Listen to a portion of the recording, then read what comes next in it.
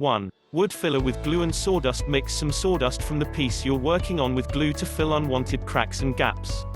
You can also add some glue directly to the hole and rub sawdust over it. Let dry and sand away the excess. 2. Use hot glue for clamping. When gluing two pieces of wood together, leave a small opening in the glue area and add some hot glue to those spots. Hold together the pieces for a couple of seconds and then let the wood glue dry. Use a very limited amount of hot glue to avoid any gaps. 3. Use CA glue for clamping, the same as tips no. 3. Only using CA glue instead. CA glue does not build up the way hot glue does, but it is harder to get the right adhesion. 4. Release hot glue quick and easy. Hot glue is good for temporary fixing, but it can be hard to get the pieces apart from each other again. Just add a drop of isopropyl and the hot glue will release immediately. 5. Avoid glue squeeze out on miter joints. When gluing boxes and frames, glue will often squeeze out on the corners. To avoid this, only add some tape on the outside of each corner. 6. Clamp miter joints with tape. Using tape to clamp small boxes with miter joints is not only quick and easy, but it also prevents glue squeeze out on the outside of the box. 7. Use rubber band to clamp miter joints. Clamp small boxes with rubber bands. This is super simple and makes your box perfectly square. 8. Never stop learning, always learn something new. Okay, I forgot to add a hack on number 8. 9. Flatten wood with sandpaper on glass plate. Use some spray glue and glue a piece of sandpaper to a glass plate. This will give you an entirely flat surface to sand on. 10. Don't forget to subscribe. 11. Magnet on drill bit to hold screws. Just put a rare earth magnet on your drill bit to keep screws on the bit. It saves a ton of frustration. 12. Magnet on hammer to hold nails. Put a magnet on to hold nails, and this makes it quick and easy to grab those nails when working. 13. Don't hit your finger with the hammer. Hold the nail with a plier, and you will save your finger if you miss hitting the nail. It can happen the best. 14. Bit holder on your drill. Simply glue a rare earth magnet on your drill, and you can put drill bits or screws there. 15. Pilot hole with a nail and a drill. Cut the head of a nail and put it in your drill chuck to drill pilot holes. This makes it easier to hammer down those nails. 16. Drill straight holes. Make a simple 90-degree corner in a piece of wood and use it as a guide for drilling perfect 90-degree holes. You can also just hold two pieces together. 17. Depth measure on your drill bit. Measure the depth of your hole and just put a piece of tape on the drill bit to get the correct depth. 18. Drill bit countersinker. No countersinker for your drill? No problem, just use the drill bit. 19. Sharpen your pencils. Quick and easy. Put your pencil in the drill and hold the sharpener in your hand. Just put the pencil in the sharpener drill. 20. Metal dowels. Spice up your work with some metal dowels.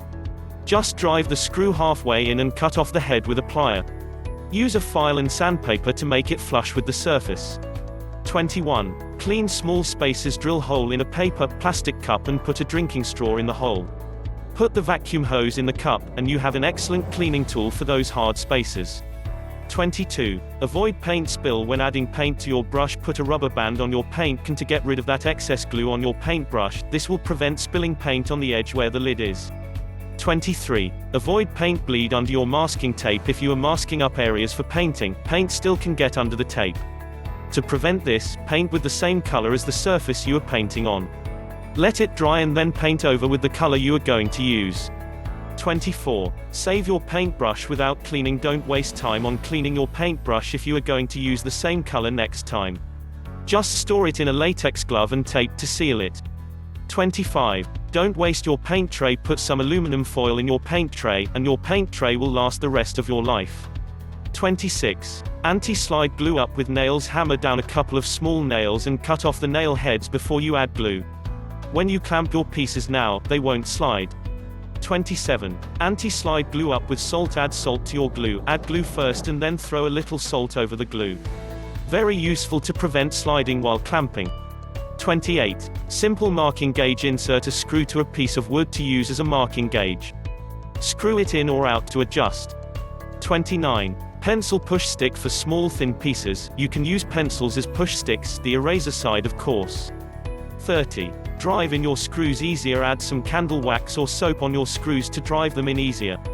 31. Make your hand plane glide better. Insert a screw to a piece of wood to use as a marking gauge. Screw it in or out to adjust. 32.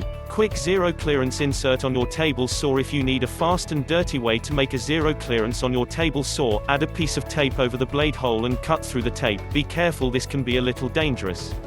If you want a more safe method, you can use a piece of plywood.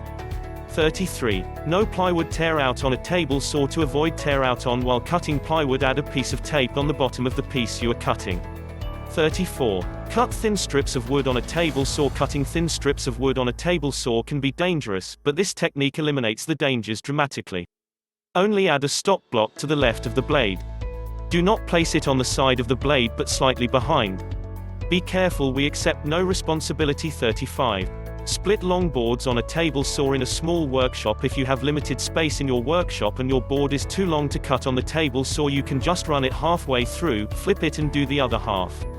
36. Sand curved objects. Cut a thin strip of wood and glue sandpaper to it, and this makes it easier to sand curved objects. 37. Improve jigsaw cuts with tape. Use a strip of tape on one side of the cutting line, and this makes it much easier to see where to cut. 38. Rake handle dowels. An old or new rake handle is a great starting point for a dowel. Just on the table saw, and you can easily downsize your dowel. 39. Milling metal on a drill press using a Dremel. Put a brass rod or thick screw in your drill and shape it with a Dremel. 40. Easy push block. Glue a piece of an anti-slide mat on a wood block and add a handle. Now you have an excellent push block with good grip. 41. Don't forget to subscribe.